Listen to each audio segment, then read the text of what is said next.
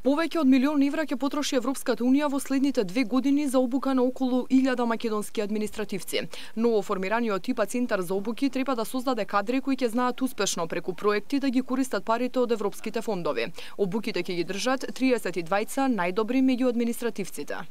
Овој центар за обуки, кој што ќе биде фокусиран на обуки за искористување на ИПА средствата, е само еден дел од сите активности кои што ние ги спроведуваме заедно со нашите соработници во насока на создавање на една високопрофесионална администрација согласно европските стандарди. Брисел ќе продолжи да ги финансира ваквите проекти, но бара администрацијата да испорача резултати. ФУЕР смета дека таа се уште е партизирана. Привремените вработувања не се законски, нема нивна прецизна бројка, а кадрите не се регрутирале по заслуга.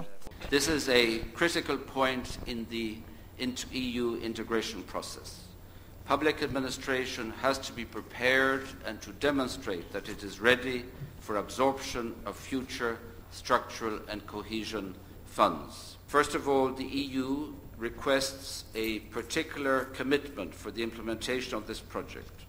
It needs to be particularly well implemented. За жал, во минатото бевме сведоци на активности за целосна партизација на македонската администрација и злоупотреба на незините административци во теснопартиски цели.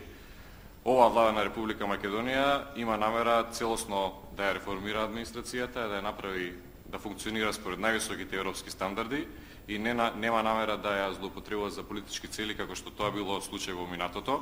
Ние не велиме дека Република Македонија има најсовршената администрација во Европа и дека нема недостатоци. Владата веќе почнала да работи на отстранување на забелешките од Брисел нотирани во извештајот, изјави Наумовски. Акциониот план ќе биде усвоен во декември.